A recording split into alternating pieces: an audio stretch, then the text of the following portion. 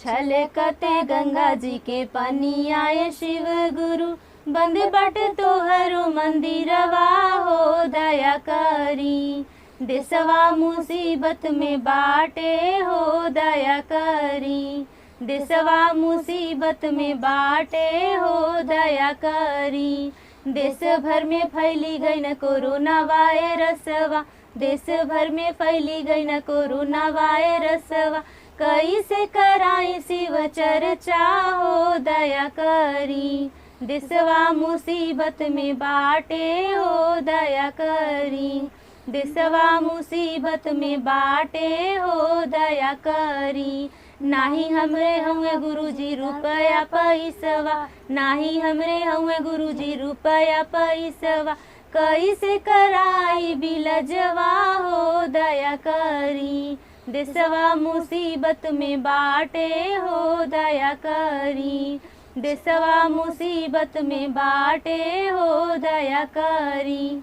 छलकते गंगा जी के पानी आए शिव गुरु, बंद बाटे तोहरो मंदिरवा हो दया करी। देशवा मुसीबत में बाटे हो दया करी, देशवा मुसीबत में बाटे हो दया करी। मोदी सरकार गुरुजी लॉकडाउन कईना, मोदी सरकार गुरुजी लॉकडाउन कईना। तबो नहीं गइल वायरसवा हो दया करी, देशवा मुसीबत में बाटे हो दया करी, देशवा मुसीबत में बाटे हो दया करी। मोदी सरकार गुरुजी वैक्सीन निकलना, मोदी सरकार गुरुजी वैक्सीन निकलना। लोगवा करेला हेरा फेरी हो दया करी, देशवा मुसीबत में बाटे हो दया करी, देशवा मुसीबत में बाटे हो दया करी। छलकते गंगा जी के पानी आए शिव गुरु, बंद बाटे तोहरो मंदिरवा हो दया करी। देशवा मुसीबत में बाटे हो दया करी, देशवा मुसीबत में बाटे हो दया करी। मोदी सरकार का कहना है मास्क लगाना, हाथों को धोना, 2 गज की दूरी जरूरी है दया करी।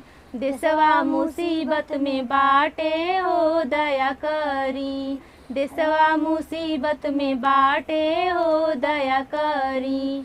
हमरो हरिंदर भैया 3 सूत्र बतावना, पहिला में दया मंगिया, दूसरा में चर्चा, तीसरा में नमः शिवाय प्रणामवा हो दया करी। देशवा मुसीबत में बाटे हो दया करी, देशवा मुसीबत में बाटे हो दया करी।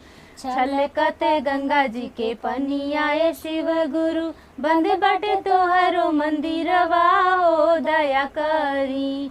देशवा मुसीबत में बाटे हो दया करी, देशवा मुसीबत में बाटे हो दया करी।